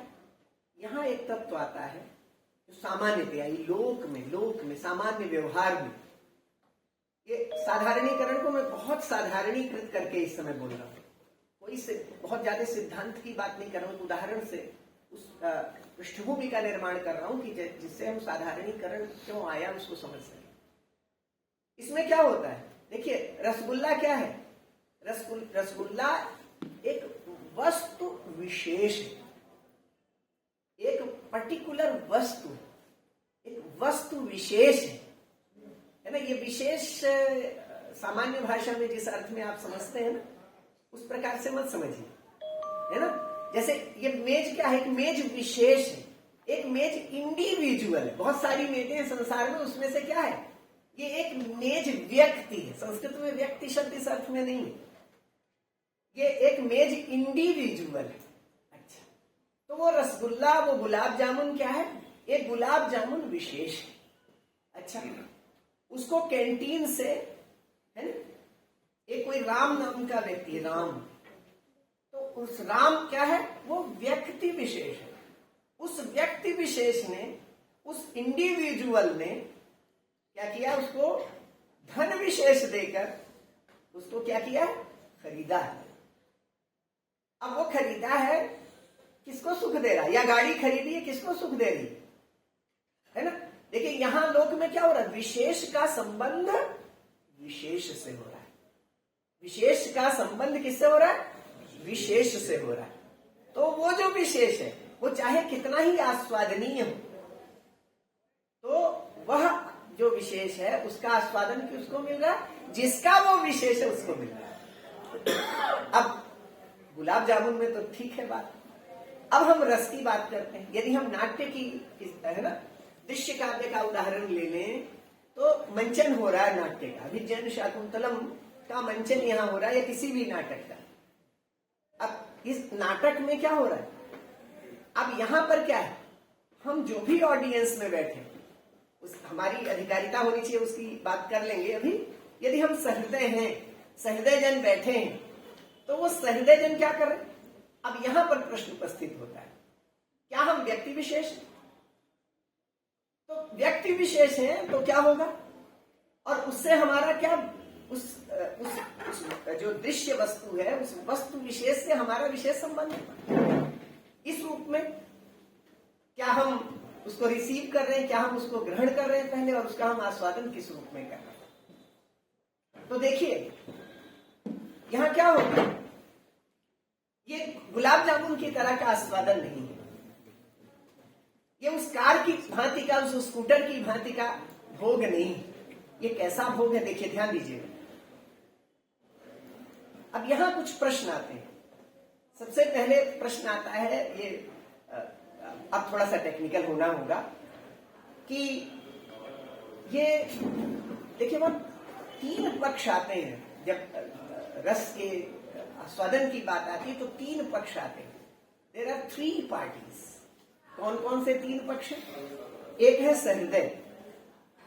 सहृदय माने जो उसको देख रहा है, देख रहा है माने आस्वादन जो कर रहा है, ऑडियंस में जो बैठा है, नाट्य की दृष्टि से यदि बात करें। और दूसरा कौन है? दूसरा है एक जो वो दुष्यंत था, वो शकुंतला थी, वो राम और वो सीता, जो शताब्दियों सहस्राब्दियों पहले थे। और एक कौन है? जो अभिनेता है, नट है ना। यदि धारावाहिक की बात करें तो अरुण गोविल है ना, और क्या दीपिका चिखलिया, ये। तो ये 3 पक्ष है इसके। 3 पक्ष कौन कौन हो गए? पहला पक्ष हुआ, एक पक्ष हुआ सहृदय। तो सहृदय के लिए हम स्व शब्द का क्या सहृदयगत रूप में रस की प्रतीति, रस का आस्वादन होता है, अथवा परगत। परगत माने सहृदयेतर, सहृदय भी। इस पर में दोनों सम्मिलित होते हैं, है ना। एक तो कौन, उसको क्या कहते हैं टेक्निकली शास्त्रीय भाषा में अनुकार्य। जो राम इत्यादि वास्तविक जो चरित्र नायक हैं वे क्या कहलाते हैं, अनुकार्य, जिनका अनुकरण किया जाता है, जिनकी अवस्थाओं का अनुकरण प्रस्तुत करता है नट, अभिनेता अरुण गोविल इत्यादि। तो उन दोनों को क्या कहते हैं, पर माने अन्य। तो अब यदि वो परगत रूप में आस्वादन का विषय बनता है ना, प्रतीत कहने में सब में शास्त्र की पंक्तियां सामने स्फूर्त हो रही हैं स्वतः, कि अभी कुछ बोल नहीं रहा हूं मैं इसमें, तो किस रूप में एक सामान्य शब्द का जो आपके विषय में भी था उसी शब्द स्वाद शब्द का ही प्रयोग कर रहा हूं इसलिए। तो अब यहां पर सामाजिक गत रूप में क्या उसकी प्रतीति होती है। अब यहां एक प्रश्न होता है, यदि मान लिया कि रति का प्रसंग, जैसे भट्टनायक का जो यहाँ संदर्भ देते हैं आचार्य, तो करुण की बात करते हैं, है ना। तो मैं एक रति के संदर्भ से बात करता हूं। यदि रति का संदर्भ हो कि जब हम उसको देख रहे हैं, राम और सीता परस्पर प्रणय की बात देख रहे हैं, दुष्यंत और शकुंतला के प्रणय की बात देख रहे हैं, तो स्थिति क्या होती है। अब वो जो देखिए तीन वो चीजें आप को अवगत हैं, ये मान के मैं चल रहा हूँ। विभावानुभाव, व्यभिचारी संयोगात रस निष्पत्ति, इसका उल्लेख हुआ अभी पूर्व वक्तव्य में, पूर्व व्याख्यान में।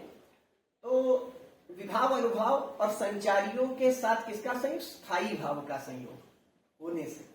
अब वो जो स्थायी भाव, वो स्थायी भाव क्या सामाजिक गत रूप में, सामाजिक से संबद्ध रूप में आस्वादित होता है, रस के रूप में निष्पन्न होता है, अथवा परगत, अनुकार्यगत या अनुकर्तृगत, अनुकार्य रामादिगत, अथवा जो अभिनेत्रीगत, अभिनेता के से संबद्ध रूप में हमें आस्वादित होता है।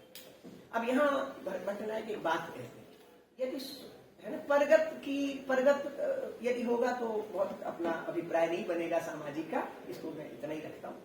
स्वगत रूप में यदि होगा तो उन्होंने कहा फिर क्या होगा, जो स्वोचित चित्त वृत्ति का उदय होगा।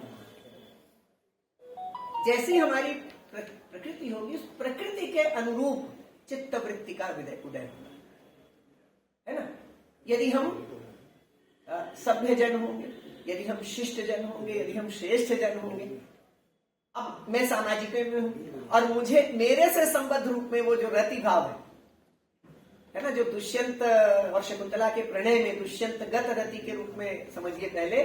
और यदि वह, क्योंकि दुष्यंत गत रति होगी तो मेरा क्या लेना देना, गैर की शादी में अब्दुल्ला दीवाना जैसी स्थिति हो जाएगी। तो अब मदगत रूप में यदि मेरे से संबद्ध रूप में यदि वह प्रतीत होता है तो क्या होगा, मेरा मुझे क्या होगा, मुझे व्रीडा होगी।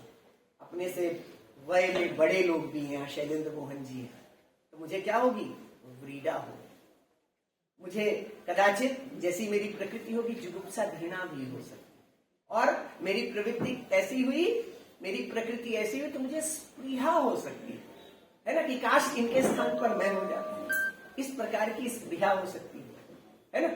तो ये स्थितियां आती, तो इससे क्या होगा, इससे हमारा चित्त क्या होगा, व्यग्र होगा। और व्यग्र चित्त जब होगा तो हम क्या करेंगे, इस प्रकार की चित्त, तो वहां वो जो रसास्वाद इत्यादि की बात है उसकी तो कथा दूरवर्तिनी सिद्ध होगी, वहां हम उस आनंद तक नहीं पहुंचेंगे, है ना। ये आनंद जी की बात नहीं कह रहा हूं, है ना। तो खैर, तो आइए, तो अब यहाँ ये स्थितियां आती। अब यहाँ ये जो विशेष है ना, पश्चिमी काव्य शास्त्र में भी वो साधारणीकरण जैसी अवधारणा मैंने देखी थी, पीछे कभी अध्ययन किया था, इस समय तो नहीं। तो खैर, तो यह अभिप्राय क्या होता है, ये जो विशेष है ना, अब अभिनव गुप्त में हम जाते हैं तो उस विशेष को वो और अच्छे से उसको एक्सप्लेन करते हैं कि क्या विशेष है। तो यहाँ क्या होता है, उस विशेष का समाधान करना है।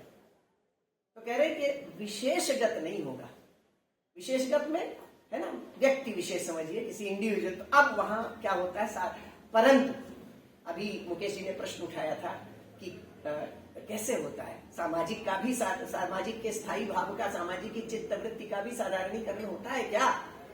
और होता है तो कैसे होता है, क्यों होता है, किसका पहले होता है, अलग अलग होता है, एक साथ होता है, संलक्ष्य क्रम होता है, ये सारी बातें उठाई गई थी। तो अब देखिए थोड़ी सी बात यहाँ करते हैं।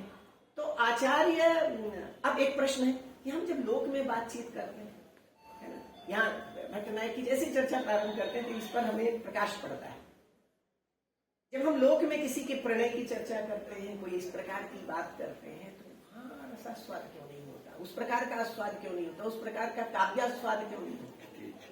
तो यहाँ देखिए वहां वो चटखारे तो लोग लेते हैं, लेकिन वो उस प्रकार का आस्वाद नहीं होता। वो चलिए अभी तो आचार्य है ना भट्टनायक अब अपनी बात जब रखते हैं तो देखिए इस पर होता क्या है।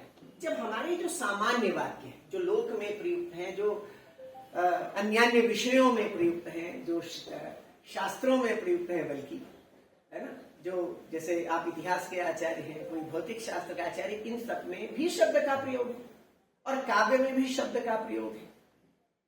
तो लोक में हम चर्चाएं कर रहे हैं, प्रणय की चर्चाएं कर रहे हैं, परंतु हम रसास्वाद तक नहीं पहुंचते। हम उस सत्वोद्रेक का साक्षात्कार नहीं कर पाते। और यहां क्यों कर पाते? शब्द तो वही यानेव शब्दान वय मालपामा इत्यादि इत्यादि आप जानते हैं, नीलकंठ दीक्षित का शब्द हुआ। यहां क्या विशेष होता है शब्द में? तो कहते हैं ये जो हमारे जो लोक में शब्द का प्रयोग हो रहा है, इसमें क्या होती है? इसमें केवल अभिधा शक्ति होती है। इसमें क्या होती है? केवल अभिधा शक्ति होती है। परंतु जो काव्य है, काव्य केवल अभिधा पर पर्यवसित नहीं है। अभिधा क्या करेगी? अभिधा उनकी कारिका में भी शब्दार्थालंकृति इत्यादि की बात आती है ना। उन्होंने कहा कि चलिए अभी उस पर बात करते हैं, बल्कि मुझे लगता है कि कारिका पर ही चला जाऊं, है ना। उनके कुछ गद्य संदर्भ को मैं ले रहा था। कितने बजे तक मुझे संपन्न करना है? चलिए मैं अपने आप ही करता हूं। मैं प्रारंभ करते हुए घड़ी नहीं देखी थी, ठीक है। तो देखिए कह रहे हैं कि जो ये शब्द हैं, जो शास्त्र में है, लोक में है, ये सारे शब्दों के पास क्या है? केवल अभिधा शक्ति। तो वहां वो जो कारिका अभिनव गुप्त उद्धृत करते हैं, मैं उस कारिका पर ही आता हूं, मैं वो बीच का संदर्भ नहीं ले रहा हूं, समय कह रहे अभिधा भावना चान्या तद भोगी कृतिरेव च। अभिधा भावना चान्या तद भोगी कृतिरेव च। अभिधा धाम ताम याते शब्दार्थालंकृति ततः। उसके बाद आगे चलेंगे। तो कह रहे हैं देखो कि जो सामान्य, अब देखिए यहां ध्यान दीजिएगा, सामान्य जो शब्द हैं उनके पास क्या है? केवल अभिधा शब्द। अब यहां जो आपकी शास्त्र मनीषा है, उसकी बुभुक्षा जाग सकती है, उसकी पिपासा जाग सकती है। वो कहेगी कि अभिधा तो केवल शब्द तक पहुंचाई, शब्दार्थ तक पहुंचाई, है ना। वाक्यार्थ का क्या होगा?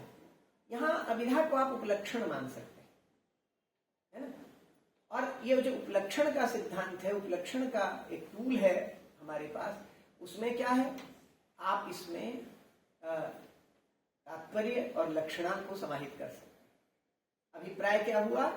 वो क्या कह रहे हैं कि ये वृत्ति अभिधा भावना चान्या, एक शक्ति तो अभिधा, दूसरी शक्ति क्या? अन्या च भावना, और दूसरी क्या है? भावना, और तीसरी क्या है? तद भोगी कृतिरेव च। यहाँ पाठ भेद है कैसा है, मुझे ये पाठ समीचीन प्रतीत होता है। तद भोगी कृतमेव च, ऐसा भी होगा तो क्ता प्रत्यय को भाव में ही मानना पड़ेगा।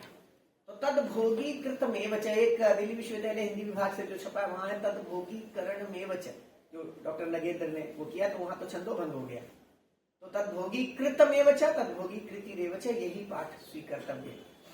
तो अब ये तीसरी शक्ति तद भोगी करण, तद भोगी कृतिरेव च, है ना। अब देखिए तो कह रहे कि अब अभिधा क्या करे? इस कारिका के आगे उत्तर देते हैं, अभिधा धाम ताम याते शब्दार्थालंकृति ततः। अब यहां देखिएगा, ध्यान दीजिएगा, शब्दार्थश्च अलंकृतिश्च शब्दार्थालंकृति अभिधा धामताम, अभिधा धामताम, अभिधा विषयताम याते। ये अभिधा की विषयता को प्राप्त होते हैं। कौन कौन प्राप्त होते हैं? ध्यान दीजिएगा, दो चीजें, दोषाभाव और गुणालंकार में इत्यादि की भी चर्चा की। देखिए ये जो है ना, क्या चीजें कविता में क्या होगा? सबसे पहले तो शब्दार्थ आएगा ना। यहां जो शब्द है ना, ये शब्द केवल पद का वाचक नहीं, ये क्या है? शब्दते इति शब्द। तो शब्दते इति शब्द तर्हि पदम वाक्यम इति उभयम अपि शब्द इति शब्देन गृह्यमाणं वर्तते। पद रूपः शब्दः, वाक्य रूपः शब्दः। तभी तो उपलक्षण वाले टूल की आवश्यकता हुई थी। तो ध्यान दीजिएगा, तो शब्दार्थ यानी जो पदार्थ और आप जिस भी प्रकार से वाक्यार्थ तक पहुंचे, ये सब क्या है?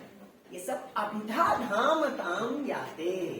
ये सब अभिधा, ये क्या है? ये और अलंकृत, और जो अलंकार तत्व है, इसमें आप गुण को समाहित कर सकते हैं, है ना। दंडी ने तो कहा ही है ना, कि काव्य शोभा करान धर्मान अलंकारान चक्षुषे, है ना। ऐसा कह के उन्होंने क्या किया, और आगे ये भी कह दिया कि काश्चन मार्ग विभागार्थम मुक्ता प्राज्ञप्य अलंक्रिया। उन्होंने गुणों की चर्चा कर दी, उसको बता दिया, है ना, कि ये मार्ग विभाजन करने वाली, मार्ग विशेषीकरण करने वाले कुछ अलंकार हम बता चुके हैं। और इस समय हम साधारण अलंकार जात मन्यत प्रदर्शित। अब जो अलंकार बताने वाले ये क्या है? ये साधारण अलंकार है ना, ये उभय मार्ग साधारण, इस प्रकार की। तो यहाँ इसलिए हम आचार्यों का समर्थन हमारे साथ है कि गुण को हम सम्मिलित कर सकते हैं। जो गुण विशेष रूप से भट्टनायक के सामने रहे होंगे, उन गुणों की मैं बात कर रहा हूं। तो खैर, तो शब्दार्थ और अलंकृति, ये जो दो तत्व है ना, तो शब्दार्थ में आप वाक्यार्थ सब, और अलंकृति का, ये दोनों क्या हो गए? अभिधा धामताम याते। ये अभिधा की विषयता को प्राप्त, ये अभिधा के विषय होते हैं। यानी अभिधा किसी भी प्रकार रस तत्व तक नहीं पहुंच रही। तब उसके बाद फिर वो कहते हैं कि भावना भाव्य एशोपि श्रृंगारादि गणों ही यत्, या श्रृंगारादि गणों भवेत, ऐसे पाठांतर है। तो कह रहे अब क्या होता है? ये जो श्रृंगारादि गण है, श्रृंगारादि गण मान श्रृंगारादि रसों का जो समूह, तो ये जो श्रृंगारादि रसों का समूह है, ये कैसा होता है? ये जब अभिधा अपना कार्य संपन्न कर चुकी, तब भावना नाम की शक्ति, भावना नाम का शब्द व्यापार वहां आता है। ये शब्द, ये जो व्यापार है, ये काव्य के शब्द को ही उपलब्ध है। ये काव्येतर जगत में जो शब्द हैं उनको उपलब्ध नहीं। क्यों है? ये भी भट्टनायक ने समझाया है। तो उसके बाद क्या होता कि भावना भाव्य एशो श्रृंगारादि गणों यत् तद्भोगी कृति रूपेण व्याप्यते सिद्धिमान नरः। तो अब क्या होता है? ये जो श्रृंगारादि गण, ये क्या होता है? भावना भावनया भाव्य। ये भावना नाम का जो व्यापार है, उसके द्वारा ये क्या है? भाव्य, साधारणी कार्य, वो भाव्य को बताते हैं। वहां क्या होता है? वो वस्तुतः वो उसका जो विशेष उसमें बाधक बन रहा था। आचार्य अभिनव गुप्त के संदर्भ को यदि देखें तो विघ्न बन रहा था। कौन? विशेष। तो कहते हैं भावना नाम के व्यापार के द्वारा ये जो श्रृंगारादि रसों का गण है, ये क्या? भाव्य। क्या है? भाव्य, साधारणी कार्य है ना। स्थायी भाव क्या हो जाता है? वो साधारणीकृत हो जाता है। किसके द्वारा? भावना के द्वारा। भाई कड़ा, एक साधारण उदाहरण, लौकिक उदाहरण ले लेता हूं। कड़ाही में हलवा बन रहा है, खूब गर्मा गर्म, खूब तैयार। अब आपका मन कर रहा है उसका भोग करने का, परंतु वैसे भोग नहीं कर सकते। कैसे करेंगे? वो प्लेट में प्रस्तुत कर दिया जाएगा, थोड़ा फैला के और चम्मच रख दिया जाएगा। ये भावना व्यापार क्या कर देता है? उसे उस भोगी कृति की पृष्ठभूमि तैयार होगी। वो भावना व्यापार के द्वारा क्या हो गया? मैंने बताया था ना आपको, गुलाब जामुन का उदाहरण दिया था। वो तो विशेष की थी, विशेष के लिए आस्वादन का विषय बन रहा था, परंतु यहाँ क्या हो गया? भावना के द्वारा वो क्या हो गया? साधारणीकृत हो गया, साधारणी कार्य होता है। और जब ऐसी स्थिति में हो जाता है तो ये जो श्रृंगारादि गण है ना, ये क्या करता है? तद भोगी कृति रूपेण व्याप्यते सिद्धिमान नरः। तो ये उसके भोगीकरण के रूप में, इसीलिए कहते हैं व्यापार की प्रधानता मानते हैं भट्टनायक। वो भोगीकरण के रूप में श्रृंगारादि गण क्या करता है? जो सिद्धिमान नरः, जो सिद्धि से युक्त। अभी सिद्धि की व्याख्या अनेक प्रकार से विद्वानों ने की।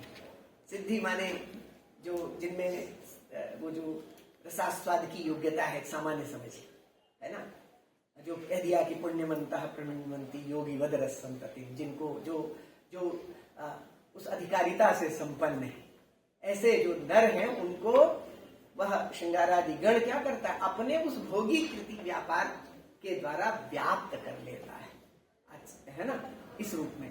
तो खैर ये भोगी कृति अपना विषय नहीं। तो यहाँ वो भावना शब्द के द्वारा क्या करते हैं? साधारणीकरण करते। अब वो साधारणीकरण क्या होता है, कैसे होता है, उस पर मुकेश जी ने अनेक वो स्पष्ट की।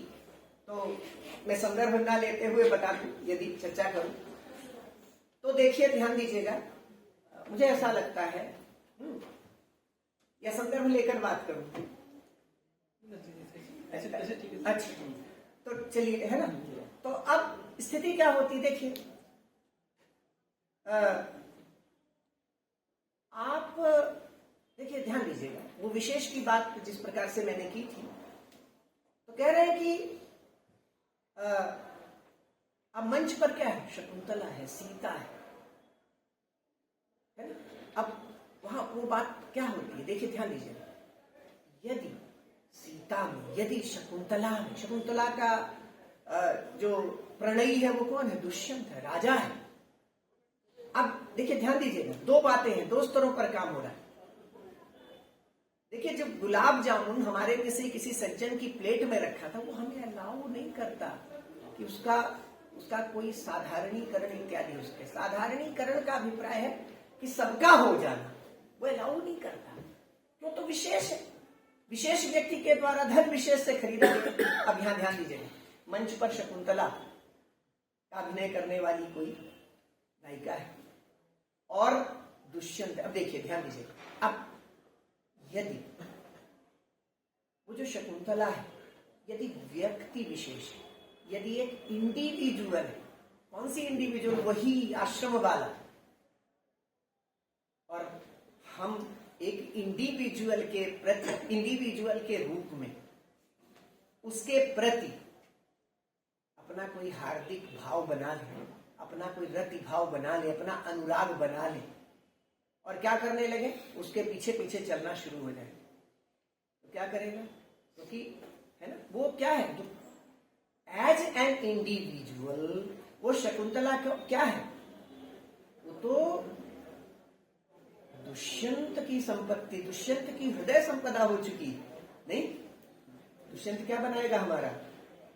दुष्यंत क्या बना देगा फिर? हमारा राजा है नहीं, क्या बना देगा? तो इसका अभिप्राय क्या है? यहाँ रसास्वाद होगा, हम तो लुक के देखेंगे, छुप के देखेंगे, है ना। शकुंतला देखनी, क्योंकि कैसी सुंदरी है, वो सब आपने कालिदास के शब्दों में देखा। ऐसी सुंदरी शकुंतला को हम, है ना, देखने का लोग भी संवरण नहीं कर पाएंगे, है ना।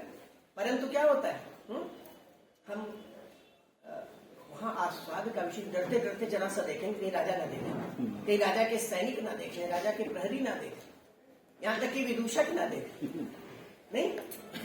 तो क्या होता है? इसका अभिप्राय क्या है? इस रूप में, यानी उपरगतत्व की बात है ना, अनकार्यगत रूप में वहां गति नहीं है ना।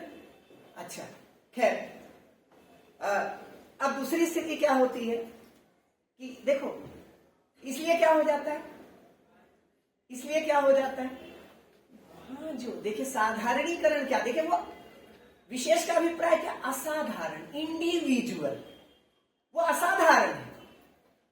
नट के रूप में, अभिनेत्री अभिनेता के रूप में भी असाधारण, असाधारण में विशेष, इंडिविजुअल, और अनुकारी के रूप में भी असाधारण है, अनुकारी के रूप में भी विशेष, समझ रहे हैं ना। परंतु अब क्या होता है, वो जो काव्य के शब्दों में जो अविधेतर व्यापार है, अविधा से उत्तरवर्ती व्यापार है, अविधा से अगली श्रेणी में बैठा हुआ जो भावना व्यापार है, वो क्या करता है, जो उसमें इंडिविजुअलिटी है, जो उसमें विशेषांश है, उस विशेषांश को क्या कर देता है, उसको ड्रॉप कर देता है, दैट इज विड्रॉन नाउ। वो क्या हो जाता है, वो विड्रॉन उसमें चला जाता है। अब वो इंडिविजुअलिटी समाप्त हुई, और जैसे इंडिविजुअलिटी समाप्त हुई तो इंडिविजुअल का इंडिविजुअल से संबंध वाला वही समाप्त हुआ। तो क्या हो गया, ये जो विवाह, जो शकुंतला है, शकुंतला की चेष्टाएं हैं, जो दुष्यंत के उसके प्रति कटाक्षपात इत्यादि हैं, जो है ना, और भी चीजें, वो सब क्या होती हैं, उन सबसे पहले मैं ऐसा मानता हूं कि सबसे पहले विवाहवादी का साधारणीकरण, सबसे पहले क्या होता है, विवाहवादी साधारणीकृत होते हैं, और विवाहवादी साधारणीकरण के अनंतर जो सामाजिक बैठा है, जो भावक बैठा है ऑडियंस में, उस सामाजिक के चित्त में स्थित जो रत्यादि भाव है, उसका साधारणीकरण हो जाता है, उसका भी क्या हो जाता है, साधारणीकरण हो जाता है। अब वह उसकी भी रति विशेष नहीं है, अब उसकी रति भी क्या है, रतित्व सामान्य, और शकुंतला भी क्या है, उसमें अब इंडिविजुअलिटी नहीं, अब यूनिवर्सलिटी है बस। वो क्या है, अब वो यदि उसमें व्यक्ति विशेषांश होगा तो है ना, उसके आप ये मान के चलिए कि जब वो दृश्य काव्य में प्रस्तुत है तो उसमें दो पक्ष हैं, एक उसमें इंडिविजुअलिटी भी है और क्या है, यूनिवर्सलिटी भी है, उसमें विशेष भी है और क्या है, सामान्य। तो जो विशेषांश है दैट इज ड्रॉप्ड नाउ, भावना शक्ति के द्वारा वो क्या हो जाता है, ड्रॉप्ड हो जाता है। अब वो किस रूप में हमें भाषित हो रही है, सामान्य कामिनी प्रियम, ये साधारण कामिनी। देखिए उस असाधारण को भावना व्यापार ने क्या कर दिया, भावित कर दिया, साधारणीकृत कर दिया, सर्वसाधारणीकृत कर दिया। अपने स्कूटर पर मैं आपको नहीं बैठने दे रहा हूं, लेकिन क्या मैं मेट्रो में रोक लूंगा आपको, क्योंकि वह लिखा रहता है ना, या भारतीय रेलवे आपकी क्या है, सार्वजनिक संपत्ति, उसमें हम भी बैठते हैं, आप भी बैठते हैं, सब बैठते हैं, लेकिन मैं अपने स्कूटर पर, अपने बाइक पर नहीं बैठने देता, क्योंकि वो विशेष क्या हो जाती है। अब वो क्या है, सबके आस्वादन के लिए उपलब्ध है। भावना व्यापार जो साधारणीकरण करता है, साधारणीकरण आत्मना भावकत्व व्यापार है, भाव्यमान साधारणीक्रियमान, यानी सामान्यतया उपस्थाप्यमान, साधारण रूप में उपस्थाप्यमान। अब हम सबका उससे साधारण संबंध हो गया है ना। तो जब हम इंडिविजुअल होते हैं तो हम परिमित होते हैं, थोड़ा थोड़ा मैं उधर अभिनवगुप्त की ओर जा रहा हूं, हम क्या होते हैं, परिमित होते हैं, क्या होते हैं, सीमित होते हैं, परिमित होते हैं, मैं प्रमाता हूं मैं। और जब साधारणीकरण व्यापार फंक्शनल होता है तो हम क्या हो जाते हैं, अपरिमित हो जाते हैं। अब हम क्या हो जाते हैं, अपरिमित हो जाते हैं। अब वो शकुंतला दुष्यंत की शकुंतला नहीं, अब वो शकुंतला, बहुत सुंदर व्याख्यान है कि उसमें क्या होता है, सबसे पहले जो संबंध विशेष है वो तो संबंध विशेष के, अभी आप मम्मट को ही उद्धृत करें तो संबंध विशेष स्वीकार परिहार नियमानध्यवसाया साधारण्य प्रतीत है ना, वो सामान्यतया प्रतीत होते, साधारण्य माने अपारिमित्य। जब इंडिविजुअल के रूप में प्रस्तुत हो रही है शकुंतला, विभाग इत्यादि, तो वो कैसे है, वो पारिमित्य, परिमिततया, लिमिटेडनेस है उनकी, लिमिटेड प्रतीति होती।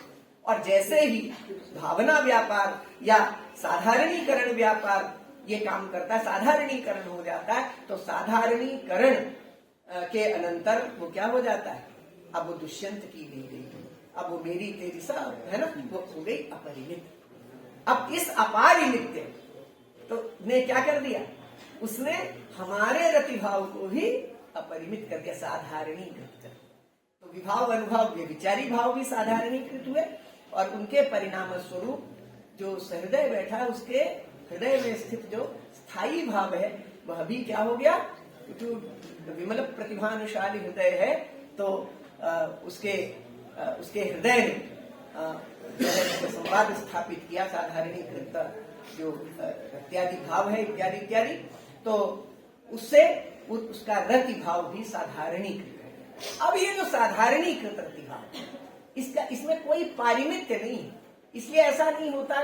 इसीलिए क्या होता है, एक और विशेष बात है कि एक ही गुलाब जामुन है और वो गुलाब जामुन किसी को बहुत आस्वादनीय लगती है और किसी को क्या होता है, कम आस्वादनीय लगती है, और किसी को क्या करती है कि भाई मुझे तो ये मधुमेह की वृद्धि कर देगी, मेरे रक्त में शर्करा का स्तर बढ़ जाए इत्यादि। परंतु जो रसक प्रतीति होती है वो कैसी होती है, वो सम्मतिशालिनी प्रतीति।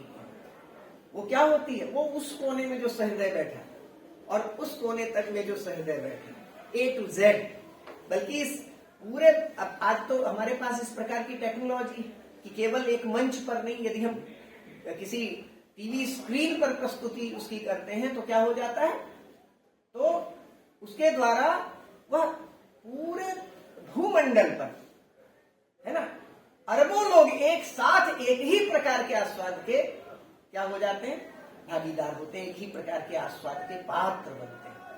तो ये तभी ये हो पाता है जब साधारणीकृत हो जाता है सब कुछ। तो साधारणीकरण के बिना रसास्वाद हो नहीं सकता।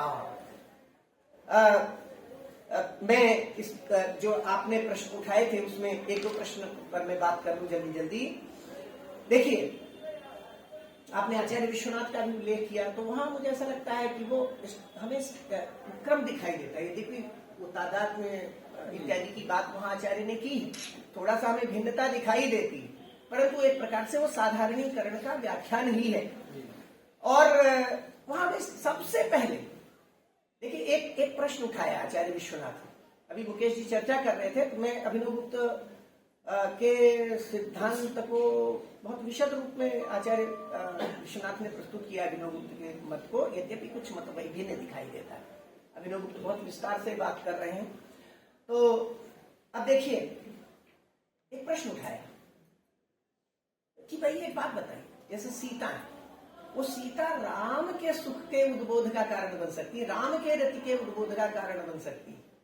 तो ये जो सामाजिक है, सामाजिक के रति जो आप और हम बैठे हुए हैं कहीं नाट्यशाला में, नाट्य वेश में, तो इसके रत्युद्बोध का कारण कैसे होंगे, ये यहाँ बात उठाते हैं और इसका भी समाधान जो प्रस्तुत करते हैं। और उस समाधान में वो क्रम हमें आचार्य विश्वनाथ के यहाँ ही उत्तर मिल जाता है जो मुकेश जी ने प्रश्न उठाया था कि व्यापारोस्ति विभावादेर नामना साधारणी कृति तत्प्रभावेण यस्यासन पाथोधि प्लवनादय प्रमाता तदभेदेन स्वात्मानं प्रतिपद्यते। ये देखिए, उन्होंने क्या कहा कि भाई बड़ी बड़ी टेढ़ी पहेली कि सीता राम की है ना, राम सीता के हैं, वो सीता को देखकर उस वाटिका में क्या होगा, राम के रति का उद्बोध होगा, राम के अनुराग का उद्बोध होगा, मेरा क्या लेना देना। तो कह रहे हैं, या शकुंतला पर ले लीजिए, है ना, वहां भट्टनायक ने कहा भी है कि भाई देवता का के साथ, देवता जो है वो साधारणीकरण के अयोग्य है ना, मैं संदर्भ उठा नहीं रहा हूं, है ना, साधारणीकरण के अयोग्य। अब मैं तो जब ये संदर्भ भी आते हैं तो मैं तो आपसे बताऊं सदैव यही कहता हूँ, राम सीता वाला रहता है वहां ग्रंथ में, पर दुष्यंत शकुंतला को लेकर ही बात करते हैं, है ना। हमारे लिए तो जगत जननी जानकी है ना, और मिथिलांचल के विद्वानों की चर्चा हो रही है तो वो मिथिलांचल की पुत्री और हम सबकी जगत भर की माता भगवती सीता, तो मैं तो प्रणतियां ही अर्पित करूंगा।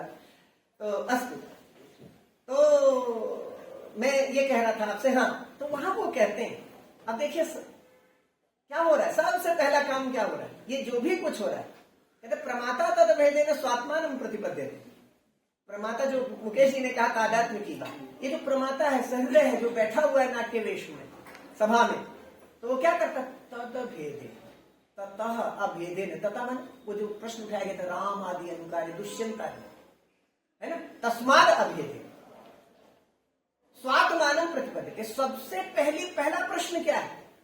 जब आप नाट्य वेश में बैठकर किसी नाट्य का क्या कर रहे हैं? प्रेक्षण कर रहे हैं, दर्शन कर रहे हैं, तो सबसे पहले आप स्वयं को क्या पाते हैं, स्वयं को किस रूप में ग्रहण करते हैं? पहला प्रश्न है। तो कहते हैं प्रमाता जो होता है, क्योंकि भाई बड़ा प्रश्न उठाना कि भाई ये तो सीता तो राम की है, शकुंतला तो दुष्यंत की, मेरा क्या लेना देना? तो कह रहे हैं प्रमाता तद भेदेन स्वात्मानं प्रतिपद्यते। प्रमाता सहृदय सामाजिक नाट्य का प्रेक्षक, वो उस जो अनुकार्य राम आदि है उससे अभिन्नतया, उससे अभिन्न रूप में तदात्मतया स्वात्मानं अपने आप को क्या करता है? जानता है, समझता है। स्वयं के विषय में क्या समझ होती है? स्वयं हम क्या हो जाते हैं? रामाभिन्न हो जाते हैं।